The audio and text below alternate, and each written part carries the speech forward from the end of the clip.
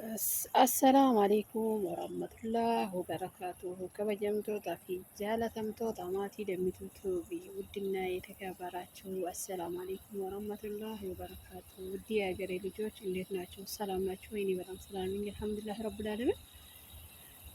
ተመልሼ መጥቻለሁ። በጣም እየተጠፋፋን ነው።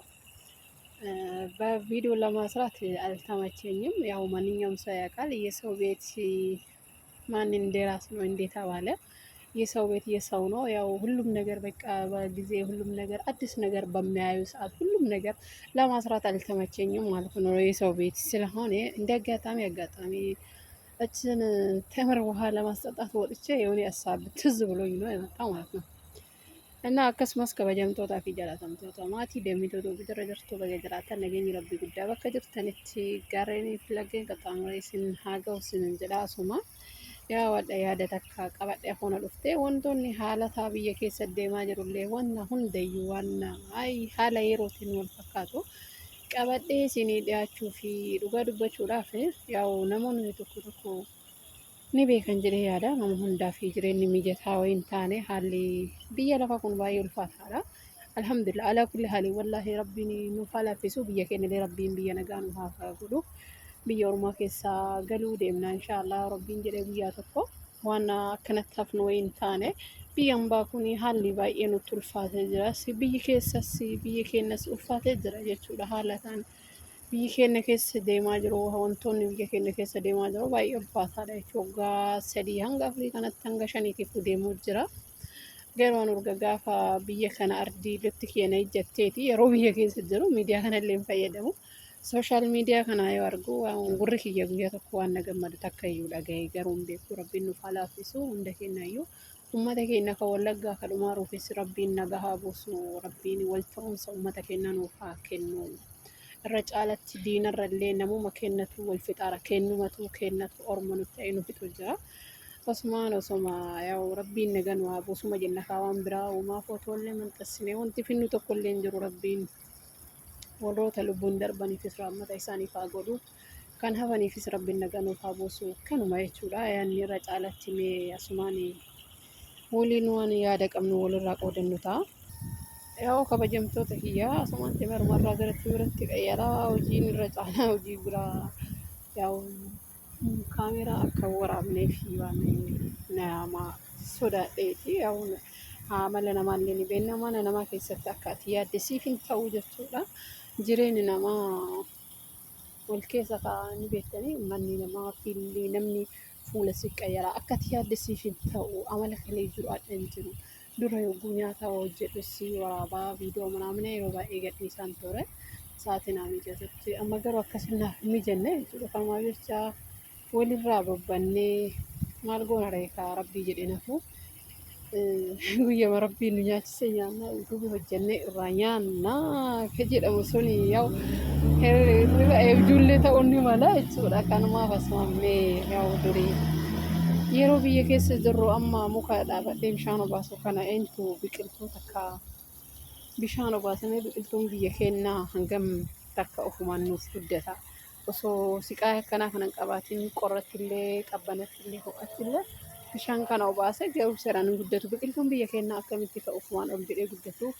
Yaa'u rabbiin nama ilmoo namaa kana garaa waliif jabeessee sanyii wal gabaabsaarra malee rabbii waliif nu haa laaffisu. Wallaahi baay'ee na dinqisiisa. Uummanni keenya kan biyya keessa adurreedhuma tana walitti ta'ee jira. Rabbiin nuuf haa laaffisu. Gurraattii fi daalattiidha bifti isaanii lamaan tuni. Isiin lamaan tun akkana wal nyaataatti jechuudha. Oromummaan bifa lama kana walitti ta'ee wal nyaachuu jira. Rabbiin nagaa nuuf haa buusu. Wallaahi baay'ee nama azzansiisa. Ani jireenya kiyya keessatti hanga biyyarraa ba'ee biyya ormaa kana dhufetti waan nama gammachiisaa takka illee biyya keenyarraa dhaga'ee hin beeku iyyuu. Kanumaaf asmaamee tamarri kun yeroo arma duraa bifa kamiin akka isinitti agarsiisaa turani beektanii amma dammoo bifa kam akka ta'e deebi'ee firee lammaffaa godhachuu fi namni keenya dammoo biyya keessatti sanyii walii gabaabsaa nama zariidha maraxaa wal fixaa jira jechuudha. Isa dammoo yaa kun dammoo nyaatamee faayidaarra oolee isa lammaffaa qopheessuuf gara hojiitti deebi'ee jira. Asiin laallee kan faayidaa dhabeessi asumatti kunoo. Yaa akkuma dura waliin laffa'etti asittillee waliin laffa'ee kiisii kanatti muureera jechuudha. Faayidaa qabeellee maal goona reekaa jireenya injifachuuf biyyaa baane waan ta'eef alhamdulillah alaa kulli haali. Annaa akkasii xiqqaa guddaallee biyya keenya keessa wal xiqqeessuudha. Rabbiin sanyii nama tokkotu wal caalchisee hin uumne. Bifaanis maaliinis wal hin caalchine. Gurraachinii fi adiin illee tokkuma jettu guyyaa fuula rabbii deemnu nam tokko badiidhuma wanna tolchu badalagalee tolchu ofii sanarraa rabbiin najaa kan hamtu dalagalee hamtuma ofii saniin waliin rabbiin wal gahaa jechuudha. Namni keenya immoo bifaan wal marataa sanyiidhaan wal marataa wal xiqqeessu jira. Maal goona garuu rabbiin haalaaf fitu waan jennu irraa hin qabnu waan jennu dhabne garuu anaa tanaa miti kanarra gurguddaa miidiyaa noorroonni qaban iyyuu jiran garuu namni isaan dhaga'aman jiru rabbiin isaaniif haa iyyuu. Uummanni keenya garuu wallaahi miidhamutti jira biyya ofirraa buqqa'ee miidhaan adda addaa isaan irra gahaa jira. Rabbiin isaaniif haa laaffisu.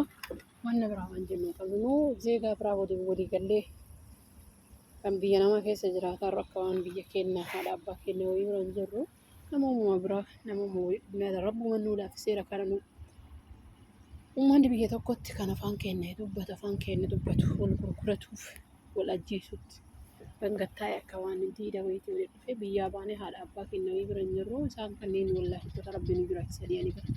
Hamba kana yoo hammaatellee kama dhugaa rabbi kama galatoomfatu maaliif hoo jettanii biyya keenya keessatti eega nagaan jiraachuun hafi kan bahee eega nagaan galuu dhabe kan barate eega urgee gahaa hin jirre maal goona mee amma wanta jennu qabnaare kan barate urgeen ga'u bakka ani inja waan jedhuun qabu dhugaa rabbi kan barate urgeen ga'u maal jedhare namni tokko xiqqoosii haatinaa gammadee mucaan kiyya amma haratti baafadha'ee mucaan illee guddatee urgee gahee baratee urgee gahee of amma ummaatii hara baafachisa amma taraan kiyya yoo jedhe eejettii walitti hin gammanne kaa jiruun biyya lafaatuun qaraa siinuu gabaabduudha. Eega namni illee hanga san caala umrii walitti gabaabse waan nagoonni takka illee waan hin qabneef rabbummaan nagabichaa nuuf haa boosu afaan beekaniin kiristaana islaama sun jedhu kiristaan illee isaaniitti godha warroon islaamaa illee biyya keenya nagaa haa boosu jedha gara dhaqan gara galantu karaa dhugaa rabbii garri biyya namaa kuwwamaa namaa godhu hangam keessi jiraanna fuulli biyya namaa kun ganama yoo fuula sitti tole galgalan qayyara galgala yoo fuula sitti tole ganaman qayyara jechuudha. Sa'aatii galgala ganama eeguun sun iyyuu waan guddaadha osoo namoonni tokko osoo rakkoota akkanaatiin yoo jiraannillee tokko deemuu bahuu jira jechuudha. Kaa ibidda baadhatee jiraatu kaa arraba baadhatee jiraatu obsee yoo muka kan gaafa biyya galallee mataa ofii saniiyyuu fayyaayyuun arganne jechuudha. Kanaaf afaanuma beektaniin wallaahi rabbiin kadhaa biyya keenya ani yaada biraa kan qabadhee dhiyeesse yaada saniyyuu dhiisee naaf qabadee garma fedhee naan deemu jira. Maal godhare haala tan biyyi keenya keessa deemu jiru baay'ee ulfaataadha jechuudha. Uummanni Wallaggaa yaa naannoo biraatti illee duuti dhabame osoo hin taane uummanni Wallaggaatiif Walloo keessattuu rabbiin isaaniif haa birmatu akka waan alagaa yookiin lammii biyya biraatti galanii ta'anii biyya ofirratti rakkachuuf dhumuu jiran jechuudha. Rabbiin isaaniif haa birmatu waan jennu qabnu badii wayiin qaban yookiin lammii biyya biraa wayiin taane biyya ofirra lammii biraa ta'anii jiraachuun baay'ee ulfaata dhugaa rabbiin isaaniif haa birmatu. Waan jennu qabnu akka lammii biraatti biyya ofii keessatti mataa ol qabatanii jiraachuu dadhabanii mataa ol qabatanii miti hojjetatan kan qotatan nyaachuu dhabuun biyya ofii keessatti ani wallaahi bara waan tokko bara waraanni adda bilisummaa Oromoo kan jedhamu kan Wallagga keessa jiru bineensa bosonaa bilisoomsamu maalumaaf barbajjedha yeroo tokko bara yoo sammuu keessa tingi godhu maal bineensa bosonaa bilisoomsuu fi jiraatu moo isaan biyya bosona keessa maali gaafa namni irraa dhumate yookiin as galanii mootummaa kanaan walii galtee hin uumne yookiin uummata naga baasaan jiran maal godhan yookiin gama lamaan sababii lamaan walitti ani uummanni keenya lafarraa dhumaa jira jechuudha. Dhugaan baay'ee nama gaddisiisa. Silaafuu uummanni biroo daangaa biraa jira akkuma beekamu suni kamna Wallaggaa kun garuu keenyumatu keenya fixaa irra caalatti bakka dhibbatti.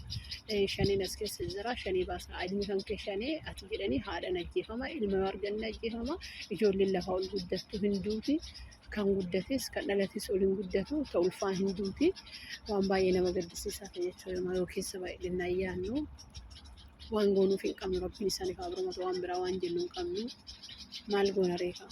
waan goonu takka illee hin qabnu nu asumarraa taane yoo wocoo bicha wayii taane malee rabbiin isaaniif haa birmatu waan biraa waan isaan hin jennu hin qabnu rabbi isaanii haa birmatu biyya teena rabbiin nagaa nuuf haa buusu mootummaa jallaa kanallee rabbiin nu haa qajeelchu hadhaa'ee jedhanii bar foon ofii kan ofirraa muranii bar osoo mootummaa saba biraa ta'e hadha biyyi keenya nagaan jiraata dhugaan isinii jedha yookiin qaata waraanee ofirraa cabsa yookiin wanna fedhillee taanaan nagaa ofiitiin jiraata kenna gara galchee akka namni hin danda'u jechuudha maali ilma keenya nu bulchaaraa mootummaan kuni ilma keenya jedhanii kanaan sababbii kanaan uummanni keenya kan wallaggaatii fi kan walloo irraa dhumaa jiran jechuudha.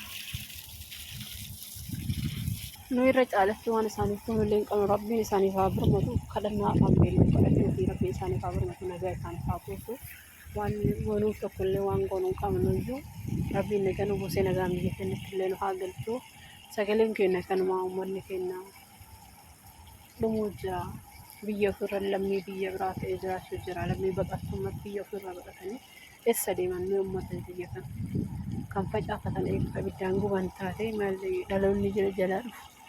Sammuun isaa gammadee jiraachuu hin danda'u firii ta'ee jiraachuu hin danda'u bifa kamiin akka deemaa jiru gaa rabbi baay'ee nama gaddisiisa rabbi irraa hammata nuuf haa godhu waan jennu waan biraa hin qabnu rabbi ija rahmataatiin nu halaalu biyya teenya nagaa nu haa buusu mootummaa jallaa kanallee rabbiin nu haa qajeelchu bara ilmi oromoo ofiin jedhu biyya keenya bulchuu uummanni keenya gubamaa jira ibiddaanis gubamee dhumuu jira gaa rabbi baay'ee nama gaddisiisa waan goonu hin qabnu ta'a. Bakka amma waa yaada hundaafuu yeroo biraa walitti deebinee kana rabbiin nagaa nuuf haa buusu biyya keenyaafis waan goonu hin qabnu biyya namaa keessa namni baqattummaa jiru waan fidu waan hin qabneef nagama bichaa rabbiin kadhachuudha hanga yeroo biraa walitti deebinu nagaa naaf tura rabbiin biyya keenya nagaa nuuf haa buusu afaan beekanii du'aayii godhaas nan jedha uummata wallaa jabeessinuu tokkummaa haa jabeeffannu wal arrabsuu fi wal cabsuu dhiifnee yaadni kiyya kanuma anas marradha waan yeroo biraa walitti deebinu chaawu.